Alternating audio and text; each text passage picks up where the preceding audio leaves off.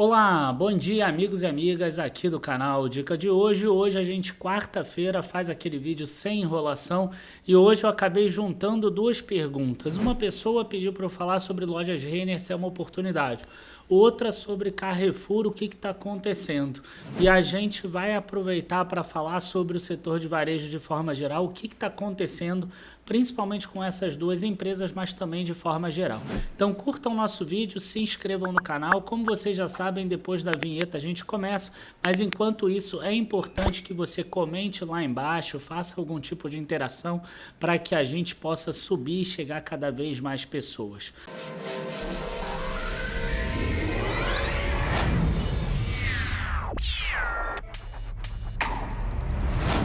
Bom, gente, antes lembrando a vocês que está nos últimos dias já para votar lá no IBEST, a gente como conteúdo financeiro, importante que a gente cresça, que a gente suba, para que a gente chegue entre os 20 primeiros, para que a gente possa passar para a próxima fase. Então eu vou deixar o link aqui na descrição do IBEST para conteúdo de investimento.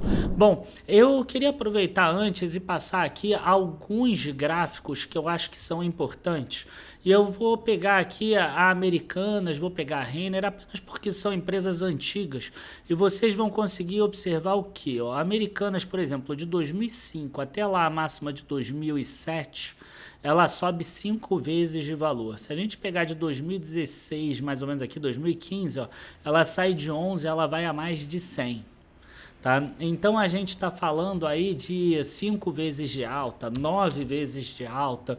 Quando a gente fala de lojas Renner, a gente vai ter alguns movimentos similares a esses que a gente viu ali das lojas americanas.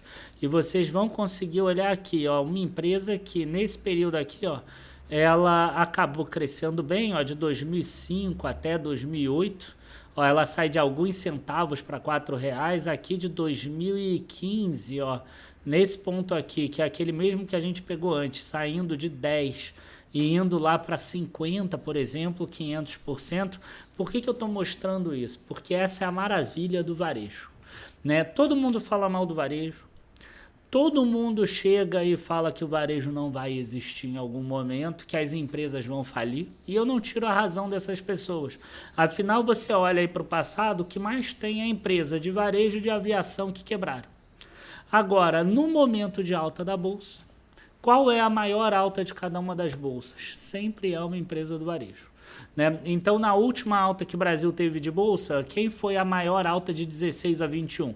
Magazine Luiza, varejo. Na anterior, foi a Hering, que agora foi adquirida pelo Grupo Soma, então não tem histórico, senão colocaria para vocês.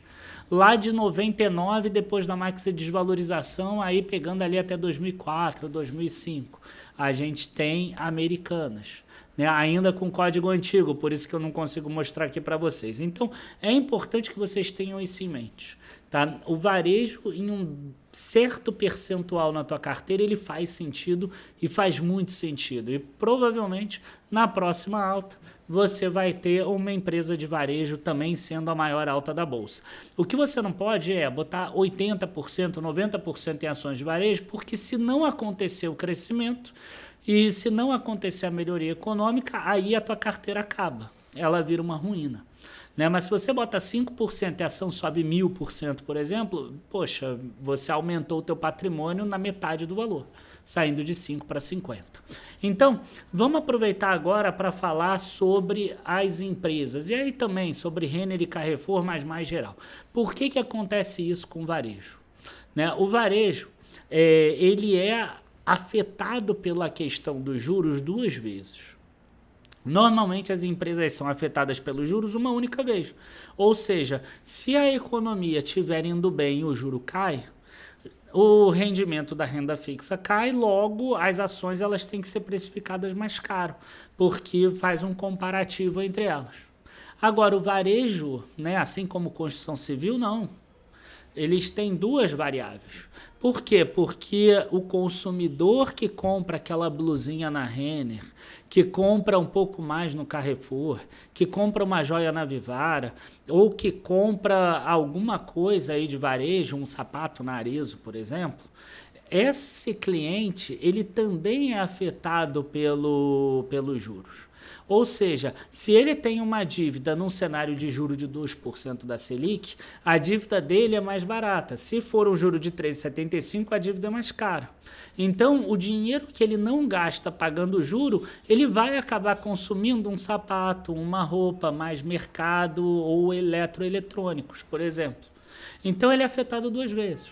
Essas empresas todas aí, elas possuem financeiras também. Então, na hora que esse crédito está mais barato, mesmo que seja contraintuitivo, tem menos inadimplência. E aí essas financeiras acabam lucrando mais. Então, o varejo e a construção civil, principalmente, elas são afetadas duas vezes por causa do crédito, por causa dos juros. E por isso que elas acabam crescendo muito mais do que as outras em cenários de queda de juros. Agora, quem garante que vai cair os juros, né? Quem garante que daqui a 2 anos o Brasil não vai estar com taxa de 18% ou de 20% de juros e aí sim o varejo poderia ter um grande problema. Então, é sempre uma dúvida que existe e a gente precisa sempre estar ciente que a exposição que a gente tem em varejo não pode nos levar à ruína. Dito isso, o que eu gosto de procurar? Eu gosto de procurar empresas que tenham dívidas um pouco mais baixas.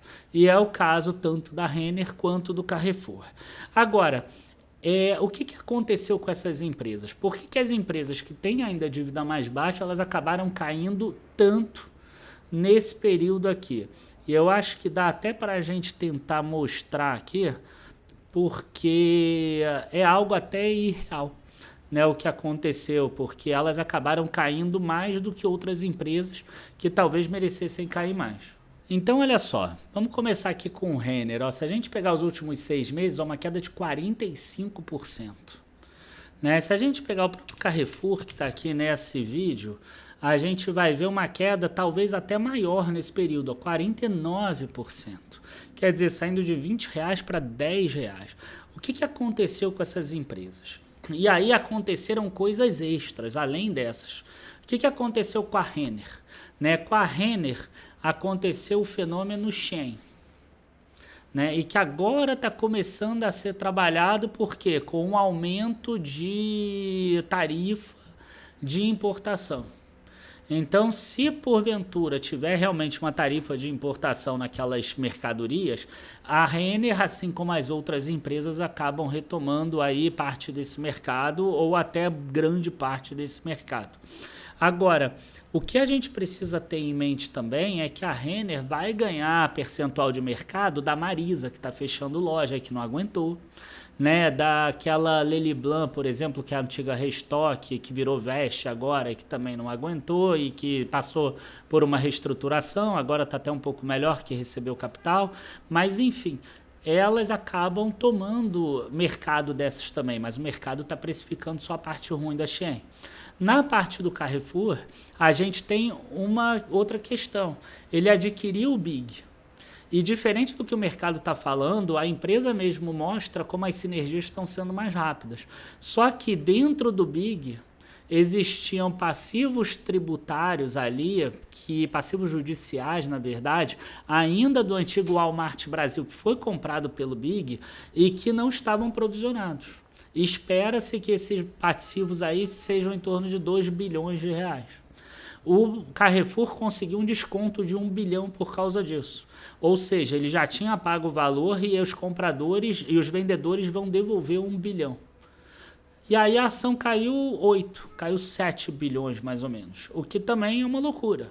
Mas enfim, esse é o mercado, ele não é eficiente e a gente precisa entender ele. Então quer dizer, cada um teve o seu problema, a Renner com relação à Shein e o Carrefour com relação à aquisição do Big. Mas além disso, eu queria aproveitar para trazer um terceiro ponto, que é um entendimento novo do Supremo Tribunal e que vai aumentar os impostos. Ou seja, essas empresas todas de varejo, elas acabam tendo algum incentivo estadual com relação ao ICMS. Então eu vou mostrar aqui o da Renner, por exemplo, para vocês entenderem um pouco mais. Eu marquei aqui esses 123 milhões de reais que ela teve subvenção para investimento. Ó. Nossas operações de importação no estado de Santa Catarina são beneficiadas para dispensa do recolhimento do ICMS importado no desembaraço aduaneiro por crédito presumido de ICMS. Então, esses 123 milhões aqui que ele tem de incentivos de subvenção, o que o governo, o que o novo entendimento ele fala? Que a empresa ela não pode mais usar isso para abater imposto de renda de custeio. Ele só vai poder abater investimentos. Então, o que vai acontecer com o resultado da Renner aqui, por exemplo, em 2022? Em 2022, ela teria, ao invés de 92 milhões, seria 92 mais 123. Aqui, ao invés de só 6 milhões de imposto de renda, teria 6 milhões mais 95. E assim por diante.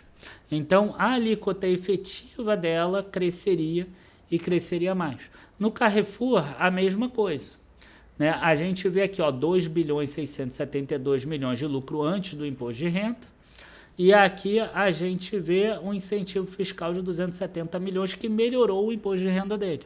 Quer dizer, esse imposto de renda aqui teria que ser 944 milhões, por exemplo, né? Que é um incentivo fiscal, subvenção de ICMS.